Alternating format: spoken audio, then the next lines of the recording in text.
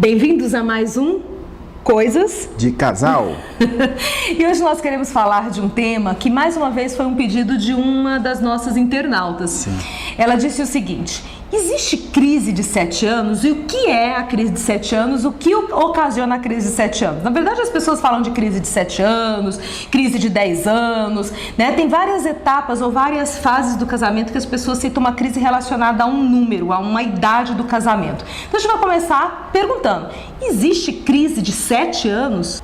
Realmente, crise dos 7 anos é um mito. É um mito que é caracterizado pela rotina, pela mesmice, pela situação que o indivíduo vive no dia a dia. E isso vai ocasionar a crise, que pode ocorrer não só daqui a 7 anos, mas em todas as fases de vivência com alguma pessoa. Então, na verdade, a gente podia até pensar o seguinte: a lua de mel tá tudo lindo e maravilhoso. Quando vai evoluindo a relação, aparecem as crises. Justo. Sabe o que eu estava lembrando? Estava lembrando do nosso primeiro vídeo, quando a gente começou Mascarado. Você não assistiu esse vídeo ainda, vale a pena ir lá. Eu e o Lindomar começamos o vídeo Mascarados, né? Tem a ver com isso também, não tem? Com essa questão das projeções. A crise pode vir quando a projeção acaba? Porque a crise ela vai ocorrer diante da perda daqueles materiais projetivos. Quando alguém vai namorar por outra pessoa, geralmente isso ocorre devido a projeções. E um período de 7 anos, acredito que já é mais do que suficiente para que essas máscaras ou essas projeções tenham caído. E aí então a vida vai ser como ela é, como disse Nelson Rodrigues. E nesse momento exige maturidade do cônjuge para lidar com essas diferenças e resolver essas questões, amadurecendo e melhorando essa relação conjugal.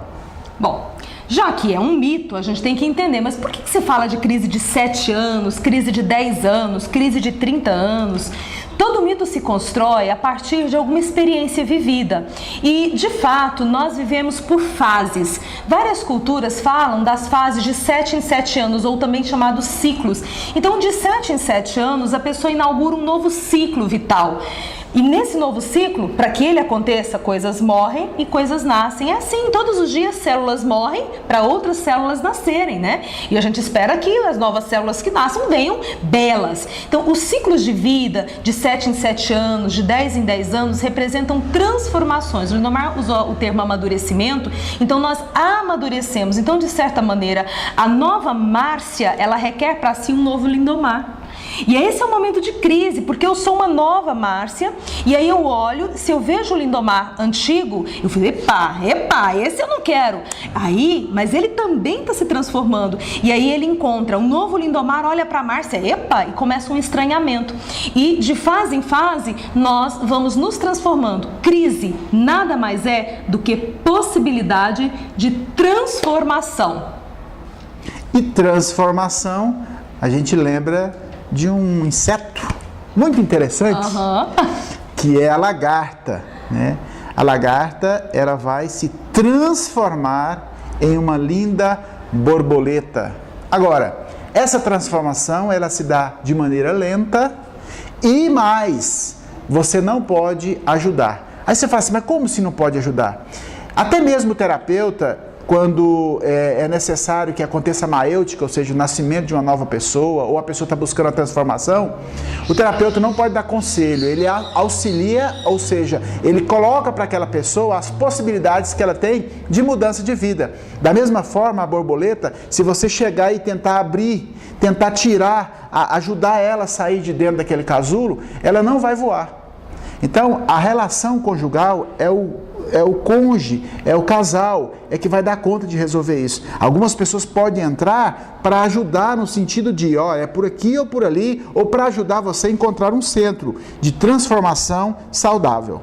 Ok, e já que nós estamos falando de ciclo, estamos aqui, né, com o nosso belo IP do Instituto e está bem florido. Tá florido, não tá? Na verdade, o nosso IP, ele tem uma floração para o ano inteiro.